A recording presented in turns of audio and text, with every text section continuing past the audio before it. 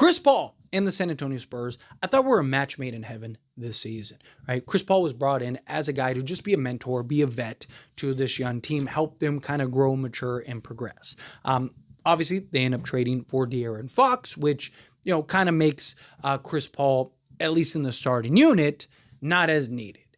However, I do think that Chris Paul, to keep him around, makes a lot of sense, right? You're still going to need backup playmaking off the bench. You're still going to need a guy. Now, this is predicated on Chris Paul's willingness to come off the bench, right? He and the Spurs agreed for him to start this season, and so much so you saw it even after they traded for De'Aaron Fox. Chris Paul was still starting on this team.